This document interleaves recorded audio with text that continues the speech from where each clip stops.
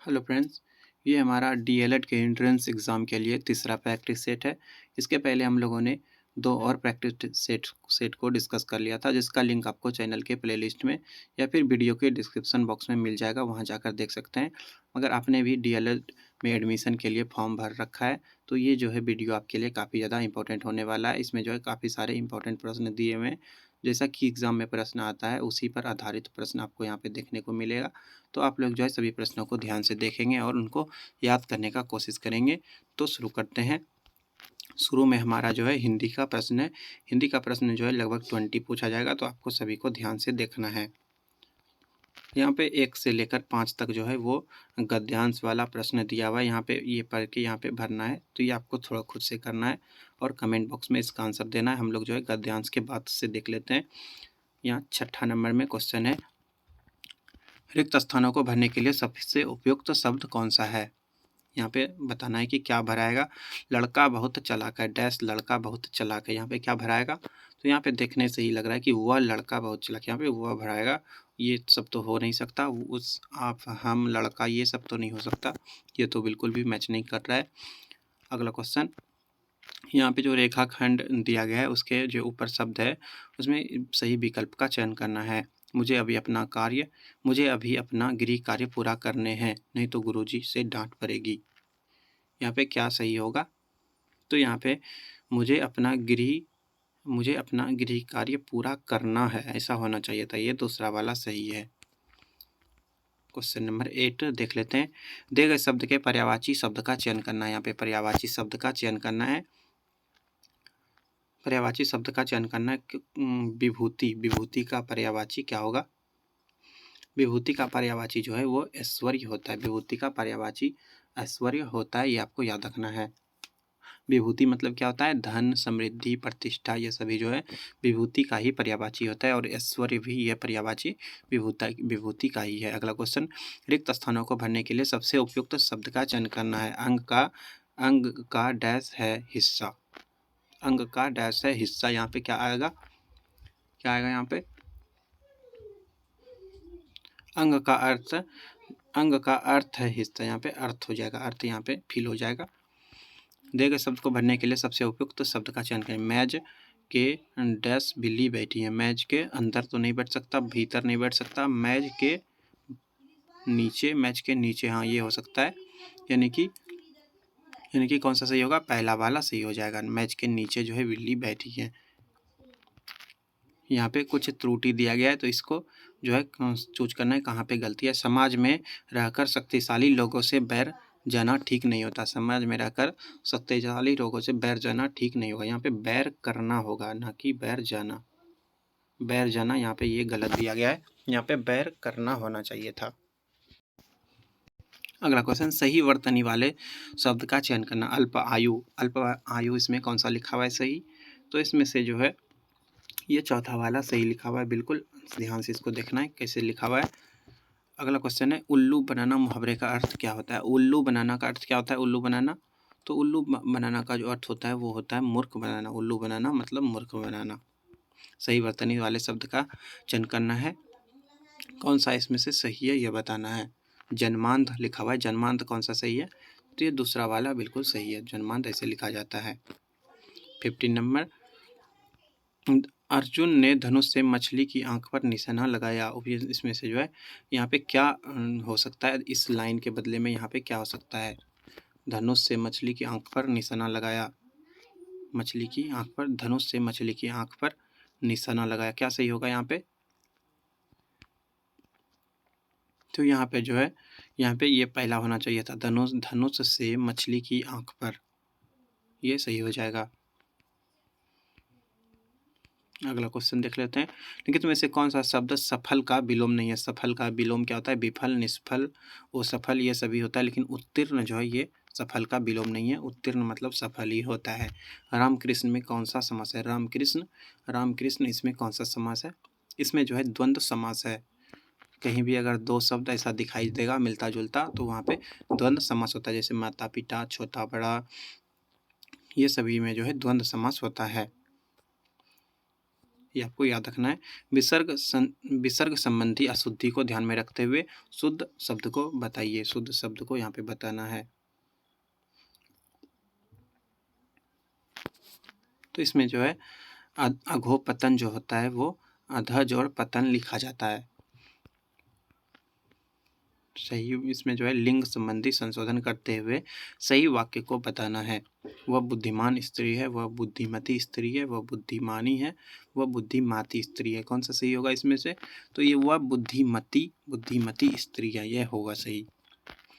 अंतर्राज्यीय शब्द में संधि निर्देश कीजिए। अंतर्राष्ट्रीय शब्द में संधि निर्देश करना है। इसमें कौन सा संधि है यह बताना है। इसमें से जो है विसर्ग संधि है। अंतर्राष्ट्रीय ये जो है विसर्ग संधि, अगर यहाँ पे विसर्ग रहेगा तो वो विसर्ग संधि हो जाएगा। निम्नलिखित ध्वनियों में से बताइए कि कौन सा वर्ण ओष्ठ्य नहीं है। ओष्ठ्य वर्ण कौन सा नहीं है?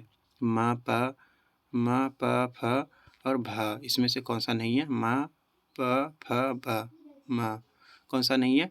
तो इसमें से जो है म जो है इसका उच्चारण आप करके देख सकते हैं। ये जो है ओष्ठ ध्वनि नहीं है, इसमें ओठ जो है टच नहीं होता है। म। अगला क्वेश्चन, आए थे हरिजन के ओठन लगे कपास, निम्न लोकोक्ति का अर्थ क्या बता होगा? आए थे हरि भजन को ओठन लगे कपास, इसका क्या अर्थ होता है? तो इसका अर्थ होता है कपास उठने लगना, ये सभी गलत है। तुच्छ कार्य करना, ये भी गलत है।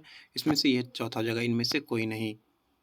यानी कि इसका मतलब होता है कि आए थे कुछ और काम करने और कुछ और काम करने लगे।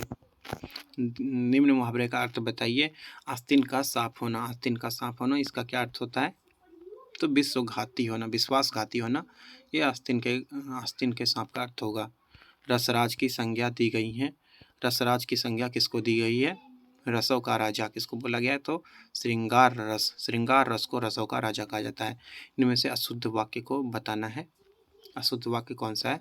सौंदर्यता, ये गलत है। सौंदर्यता कुछ नहीं होता है, सौंदर्य होता है, सुंदरता होता है, सौंदर्यता नहीं होता है। यानी कि ये पहला वाला गलत है, पहला वाला आंसर हो जाएगा।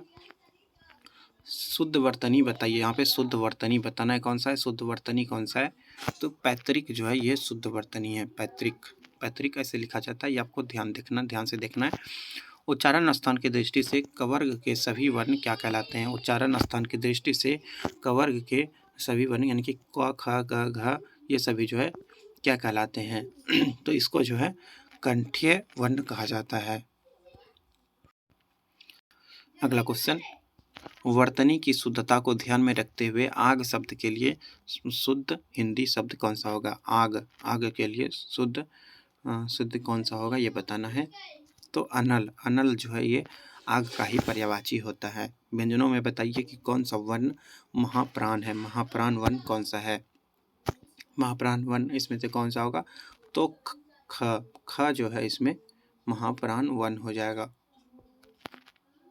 क ख ग घ, इनमें ख जो है ये महाप्राण वर्ण है, ये आपको याद रखना है। सभी वर्ण का दूसरा अक्षर जो है ये अक्सर महाप्राण वर्ण होता है। कित में से वचन संबंधी संशोधन को दृष्टिगत रखते हुए सही वाक्य को इंगित कीजिए। वचन संबंधी संशोधन करते हुए इसमें जो है सही वाक्य बताना है। इसका आंसर हो जाएगा वह अनेक विद्याएं जानता है, ये तीसरा वाला सही होगा। इसके बाद मैथ्स का प्रश्न है, लेकिन अभी हम लोग मैथ्स के प्रश्न को डिस्कस नहीं करने वाले हैं, क्योंकि इससे जो है वीडियो काफ़ी ज़्यादा लंबा हो जाएगा। मैथ्स के प्रश्न हम लोग हो सकेगा तो अलग से डिस्कस करने वाले हैं। अब यहाँ पे साइंस का प्रश्न है, इसको ध्यान से देखना है। प्रकाश का शून्यावकाश के वेग में अनुमानित है।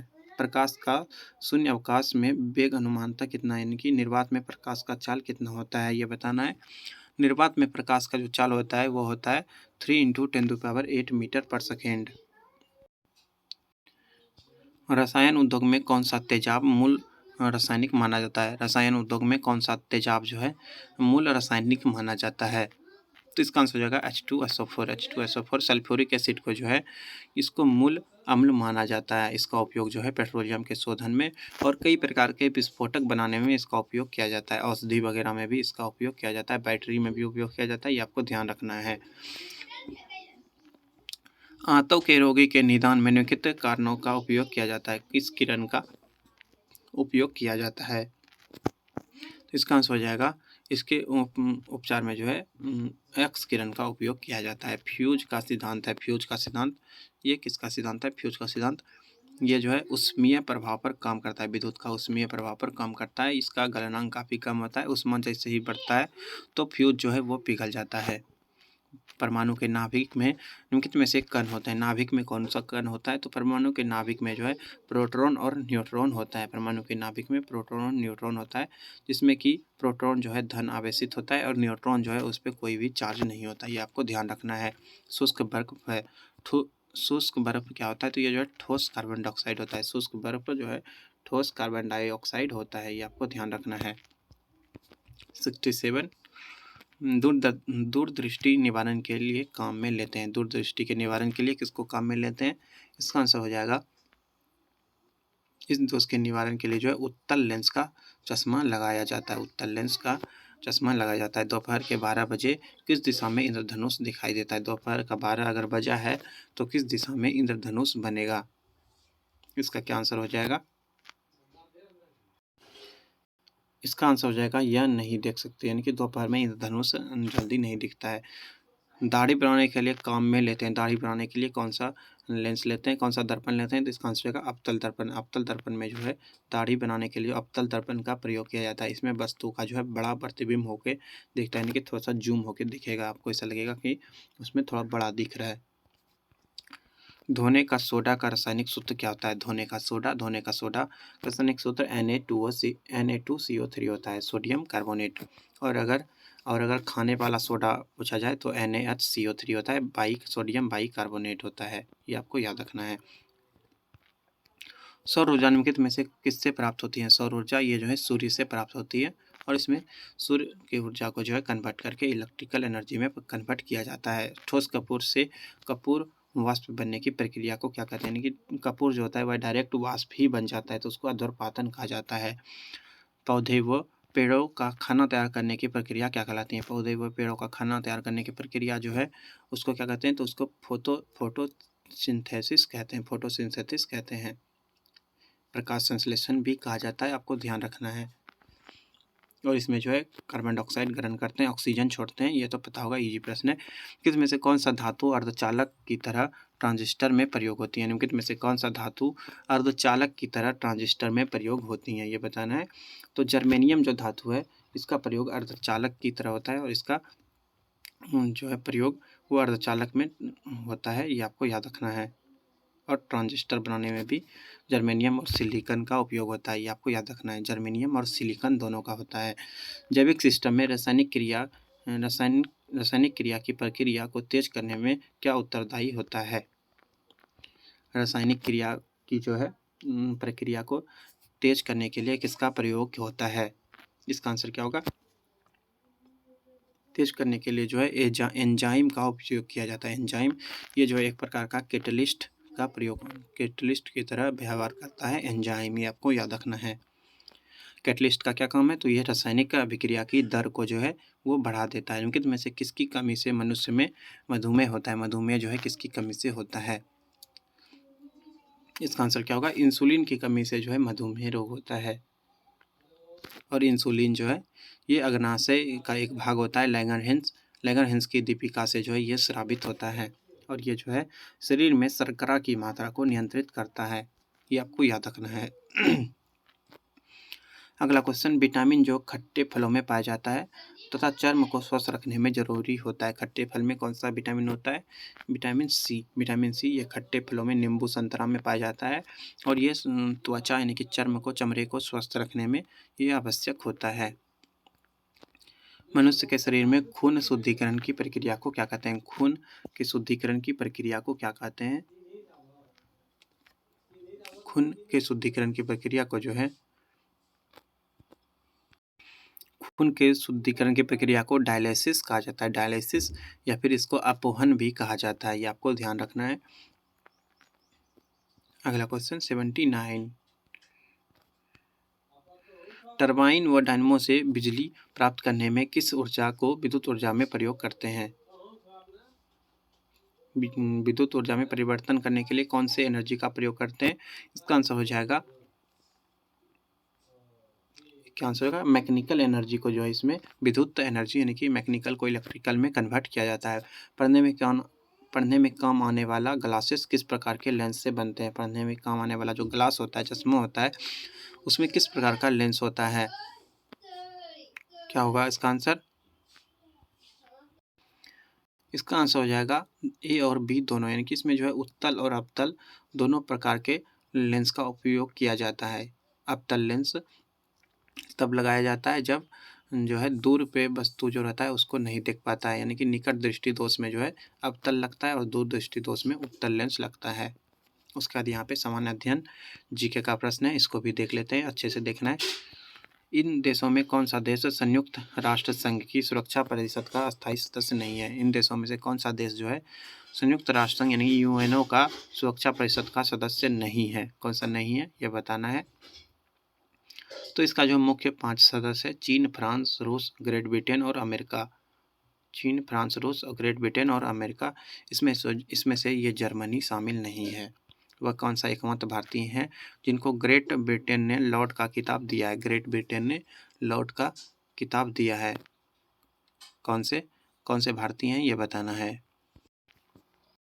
इसका आंसर हो जाएगा स्वराज पाल को जो है ग्रेट ब्रिटेन ने लॉर्ड का खिताब दिया है। अगला क्वेश्चन, भारत में सिलिकॉन घाटी के नाम से किसे जाना जाता है? सिलिकॉन घाटी का नाम किसको दिया गया है? तो इसका आंसर हो जाएगा बेंगलोर। बेंगलोर को सिलिकॉन घाटी भी कहा जाता है। रामेश्वरम किस राज्य का हिस्सा है? रामेश्वरम जो है ये तमिलनाडु का हिस्सा है। तमिलनाडु के कन्याकुमारी जिले में स्थित है रामेश्वरम, ये याद रखना है। पोखरण 2 परीक्षण कब हुआ था? पोखरण का दूसरा परीक्षण कब हुआ था ये आपको बताना है। पोखरण 2 परीक्षण जो है ये जो है 11 मई 1998 को हुआ था। 11 मई 1998 को पोखरण का दूसरा परीक्षण हुआ था जो कि सफल रहा था, ये आपको याद रखना है। ग्रांड कैनियन है। ग्रांड कैनियन ये क्या है? ग्रांड कैनियन जो है एक खड्ड है। ग्रांड कैनियन क्या है? एक गड्ढा है ग्रांड कैनियन, ये आपको याद रखना है। अगला क्वेश्चन, किसी एक मानक समय निर्धारित करने का आधार क्या होता है? मानक समय निर्धारित करने का आधार क्या होता है ये बताना है। तो मानक समय जो है वो देशांतर रेखा से निकाला जाता है। प्रत्येक देशांतर रेखा के बीच जो है 4 मिनट का अंतर होता है। प्रत्येक देशांतर रेखा के बीच 4 मिनट का अंतर होता है, ये आपको याद रखना है। बोडो निवासी हैं। बोडो निवासी ये जो है भारत के पूर्वी भाग में पाया जाता है और ये जो है मुख्य रूप से असम, मेघालय और मिजोरम में पाया जाता है, ये आपको याद रखना है।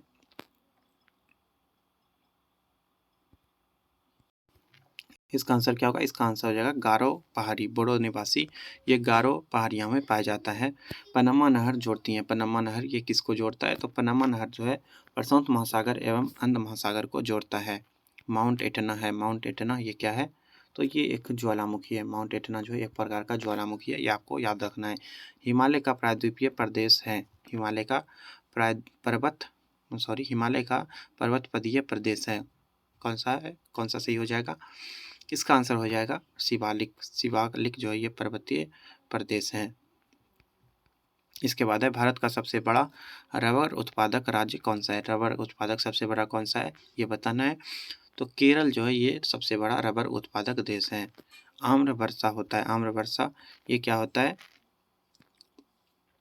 आम्र वर्षा जो है ये बिहार एवं बंगाल में मार्च अप्रैल में होने वाली वर्षा को जो है आम्र वर्षा कहा जाता है। ये मार्च अप्रैल में होता है और ये आम के फसल के लिए जो है काफ़ी ज़्यादा उपयोगी है, इसीलिए इसको आम्र वर्षा होता है। कब होता है? मार्च अप्रैल में, ये आपको याद रखना है। पूर्वी घाट एवं पश्चिमी घाट का मिलन स्थल है। पूर्वी घाट और पश्चिमी घाट का मिलन स्थल को क्या बोलते हैं? तो इसको जो है नीलगिरी की पहाड़ी बोला जाता है। भारतीय राष्ट्रीय कांग्रेस के संस्थापक कौन थे? भारतीय राष्ट्रीय कांग्रेस के संस्थापक थे एक कौन थे ये बताना है। इसका आंसर क्या होगा? इसका आंसर जो है वे जो थे एक वो सैनिक सेवक थे। वो सैनिक सेवक, ये आपको याद रखना है।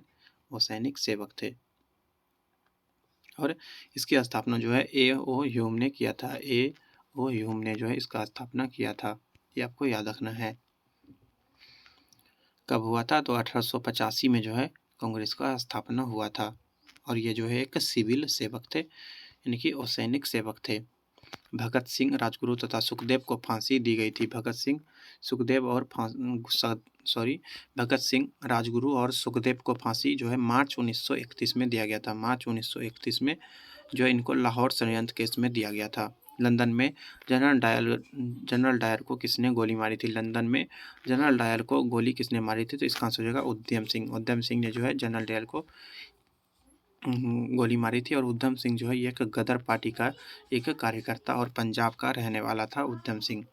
स्वराज पार्टी का गठन की असफलता किसके बाद हुई? स्वराज पार्टी का गठन डैश की असफलता के बाद हुआ। किसके असफलता के बाद जो है स्वराज पार्टी का गठन हुआ था?